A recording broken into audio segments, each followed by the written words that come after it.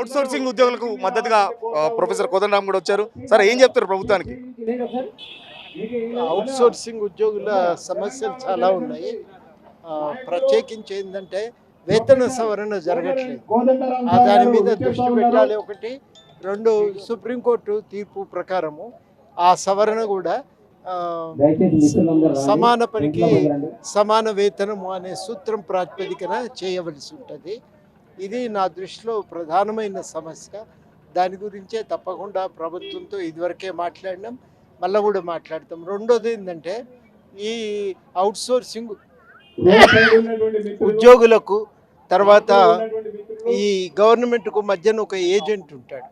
ఈ ఏజెంట్ పనిచేసేవాడు కాదు, కానీ కేవలము ఆ జీతాలు ఆయన ద్వారా వస్తాయి కాబట్టి ఆయన కమిషన్ ఇస్తారు. ఇది అన్యాయమైనటువంటి వ్యవస్థ. ఈ వ్యవస్థ కూడా పోవాలనేది ఈ రెండు కీలకమైన అంశాల మీద ఇదివరకే గవర్నమెంట్ దృష్టికి తీసుకెళ్ళినాం.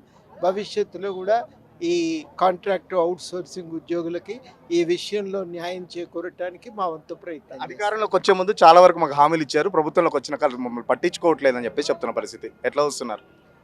చేయాలి కదా, ఇచ్చిన హామీలు అమలు కావాలి. అమలు చేయించుకోవటానికే ప్రయత్నం చేస్తున్నాం. దానికోసమే మాట్లాడటానికి వచ్చినాం. ఇప్పుడు ఎందుకు వీళ్ళని ప్రభుత్వ ఉద్యోగులుగా ఎందుకు గుర్తించట్లేదు? దాదాపు 5 లక్షల మంది ఉన్నారని చెప్పేసి చెప్తున్న పరిస్థితి. ఈ నెల జీతం వస్తే మళ్ళీ వచ్చే నెల ఉద్యోగం ఉంటుందో ఉండదని చెప్పేసి కూడా ఉద్యోగ భద్రత లేదని కూడా చెప్తున్నారు. ప్రధానంగా టెక్నికల్ ఇష్యూస్ అన్నీ కూడా ఇక్కడ చర్చించటం, ఇప్పుడు మీ ద్వారా మాట్లాడుకోవటం ఇవన్నీ కూడా సమంజసం కాదు. దీని పరిష్కారాలను చాలా జాగ్రత్తగా ఓపికగా పరిశీలించాలి, పరిష్కరించడానికి ప్రయత్నం చేయాలి. కాబట్టి దాని విషయంలో మళ్ళీ ఎప్పుడైనా విపులంగా మాట్లాడదాం.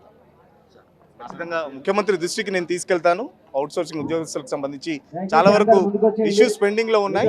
వాళ్ళ డిమాండ్స్ అన్ని సరైనవి అని చెప్పేసి చెప్తున్న పరిస్థితి. కాంగ్రెస్ పార్టీ చాలా వరకు వీళ్ళకు కూడా హామీలు ఇచ్చింది. ఇచ్చిన హామీలన్నీ ఖచ్చితంగా ప్రభుత్వం నెరవేర్చే వరకు ఇటు ప్రభుత్వం మీద కూడా పర్సనల్ గా నేను ముఖ్యమంత్రి రేవంత్ రెడ్డి మీద కూడా ఒత్తిడి తీసుకొస్తానని చెప్పేసి ప్రొఫెసర్ కోదండరామ్ చెప్తున్న పరిస్థితి. వీడియో జర్నలిస్ట్ సతీష్తో సురేష్ తెలుగు కోసం ఇందిరా పార్క్ నుంచి. అసలైన తొలి వెలుగు. ఫాలో వాట్సాప్ @తొలి వెలుగు అఫీషియల్.